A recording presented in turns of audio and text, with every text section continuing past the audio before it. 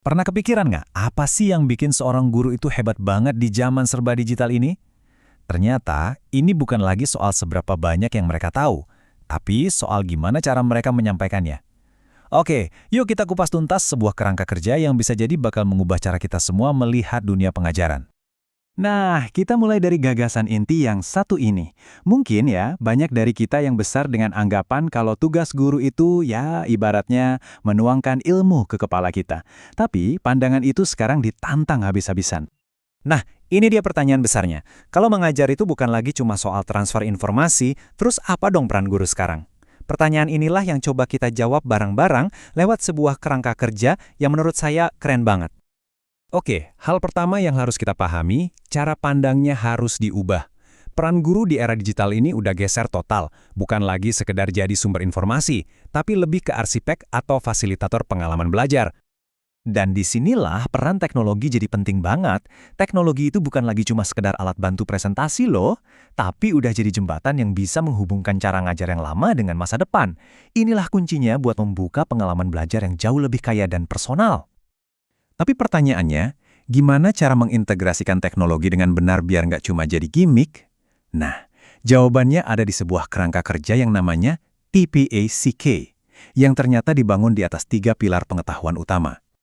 Pilar yang pertama, ini yang paling dasar banget, pengetahuan konten, atau disingkat CK. Ya jelas, seorang guru harus benar-benar jago di bidangnya. Gak mungkin kan mau ngajar soal kecerdasan artifisial tapi cuma tahu kulitnya aja? Ini fondasinya. Lanjut, pilar kedua adalah pengetahuan pedagogi atau PK. Nah, ini bisa dibilang seninya mengajar. Punya segudang pengetahuan aja nggak cukup, guru juga harus tahu cara terbaik buat menyampaikannya. Kapan sih waktu yang pas buat diskusi? Kapan siswa yang harus presentasi? Itulah pedagogi. Dan pilar ketiga, yang lagi relevan banget sekarang, adalah pengetahuan teknologi atau TK. Ini bukan cuma soal bisa nyalain proyektor ya, tapi lebih ke pemahaman soal berbagai macam alat, mulai dari papan tulis sampai virtual reality, dan gimana alat-alat itu bisa dipakai buat mendukung proses belajar. Oke, sampai sini kita punya 3 pilar yang seolah-olah berdiri sendiri. Tapi, magicnya itu justru bukan di masing-masing pilar, melainkan di persimpangannya. Nah, disinilah semuanya jadi menarik banget. Coba deh kita lihat kombinasi-kombinasi ini. Pertama ada PCK. Ini terjadi waktu seorang guru tahu persis cara terbaik menjelaskan fotosintesis ke anak SD, yang pastinya beda banget sama cara ngejelasin ke mahasiswa biologi. Terus ada TPK, contohnya guru yang memilih pakai VR buat jalan-jalan ke Mesir kuno, bukan cuma nonton video dokumenter biasa. Dan terakhir, TCK. Ini adalah pemahaman kalau misalnya aplikasi matematika A lebih cocok buat ngajar aljabar, sementara aplikasi B lebih pas buat geometri. Setiap persimpangan ini adalah level keahlian baru.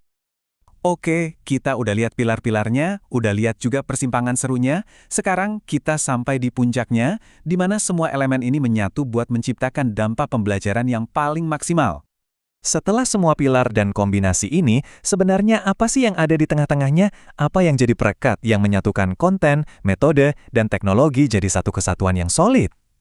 Dan inilah dia, jantungnya, TPACK. Ini adalah kemampuan tingkat dewa, di mana seorang guru bisa merancang sebuah pengalaman belajar yang secara mulus banget menggabungkan materi yang tepat dengan cara penyampaian paling efektif dan pakai teknologi yang paling mendukung. Dan yang paling penting, semua itu dirancang khusus buat kebutuhan unik masing-masing siswanya.